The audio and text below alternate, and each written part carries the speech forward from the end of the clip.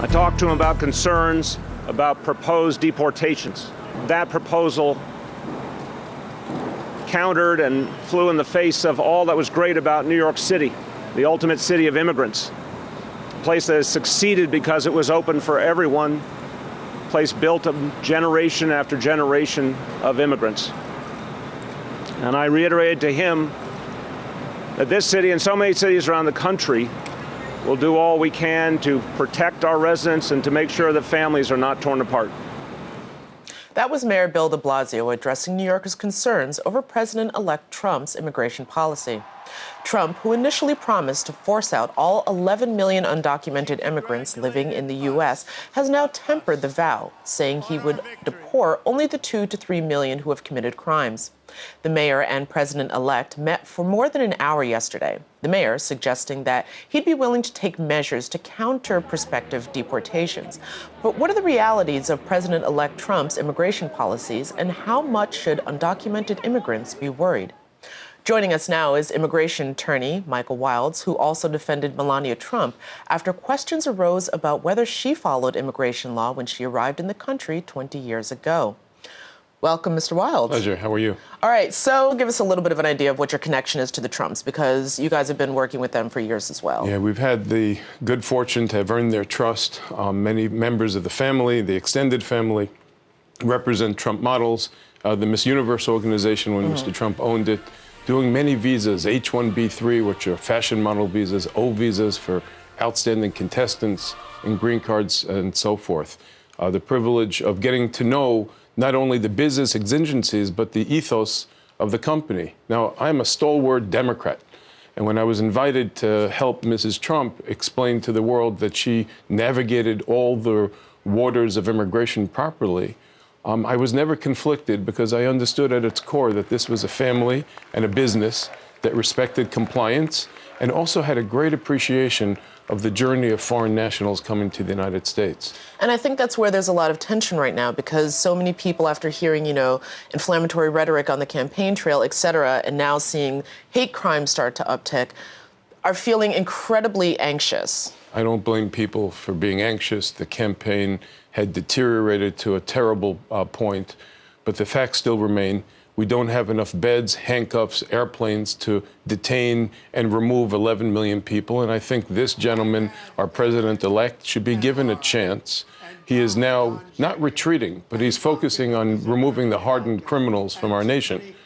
And you have right now a bifurcation of interests. You have 50 different states, and every state has its own politic and its own way of navigating the waters. We have a Harvard graduate who is here on deferred action, a benefit, mind you. The whole notion of deferred action was discovered in my father's handling of the Lennon case. But she was given permission by President Obama for a 3-year period of time to stay here, a Harvard graduate. Now the new administration is coming in, and the question is, will she be able to go on with her life with the hospitality that was accorded to her by the prior administration? Will that list be provided to the new administration? Will they continue this legacy? And these are very delicate questions. These aren't files to immigration lawyers. These are journeys of families, people with significant roots, the lion's share with the 90% of which have never even uttered a crime or done anything dastardly other than work hard, the way our founding fathers Which is, I think, why so many people are feeling so anxious. But speaking of lists, one of the subjects that came up between the mayor and the president-elect is that the mayor has said that he's ready, if he needs to purge the rolls of the New York ID cards that were given to everyone so that they could have, an ID to get into different buildings in the city, et cetera. Will it come to that? Do you think that that's where we're going? Pull the lens back on the whole landscape of the nation first. The president-elect had issues with trade NAFTA. If he eliminates that with Congress, then we're not going to have TN visas, and there are hundreds of thousands, if not millions of people here as accountants and lawyers and graphic designers who are going to then, and American employers are going to be in jeopardy. As for local lists or local access, I thought it was extraordinarily gracious of our mayor to give a card, to give people the dignity. I was a mayor myself in New Jersey, in Englewood, New Jersey, where I live. And I understand the journey and the challenge we have. Immigration's a federal mandate. And if the government isn't going to remove people, Mayor Koch said this to my dad and I years ago, it's my job to educate everyone. If the federal government's serious, they're going to remove people. If they're not, I'm going to see that they're educated. This mayor took it to the next step. I'm going to make sure that people go to zoos, that they have the dignity of working, that they can buy orange juice and use Easy Pass.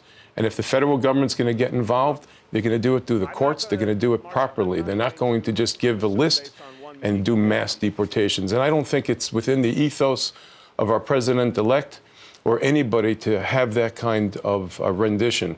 Our homeland is vulnerable, but our economy is more vibrant and more robust the more we have the entrepreneurial spirit of immigrants who not only become extraordinary workers, but employers of Americans, and then they become Americans themselves. So you can't tell the different languages that they speak. You can't tell the different jobs that they have. You can't tell if a person, nor should it matter if they pray on a Friday, a Saturday, or a Sunday.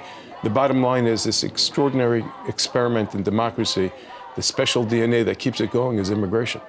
And, of course, there was also talk of New York being a sanctuary city as well. Is that another step that should be maintained and taken, or is that, again, a little bit too much of a reaction? As the law evolved and our broken immigration system saw a deafening silence in Washington, a lot of the buck passed to local communities. I was a federal prosecutor for several years in Brooklyn.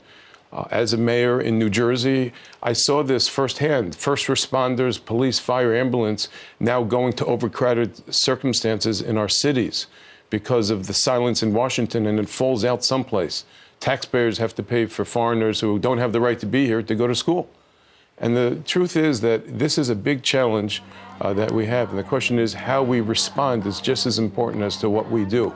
We don't have enough resource to remove these individuals, nor is it proper to dismount families who've already developed reliance and children here.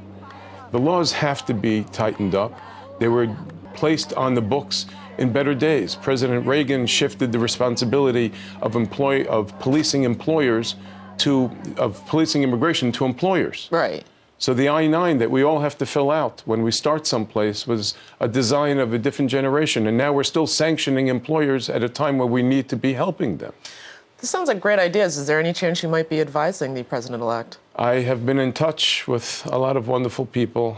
This is not a matter of red or blue. This is a matter of red, white, and blue and getting it proper.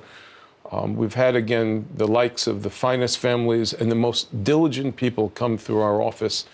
And I'm not alone. There are over 10,000 immigration lawyers that are trying to help people get this right. As a father, get rid of the extreme criminals. If they have any remedies, they'll have their day in court. If not, we need to fix this.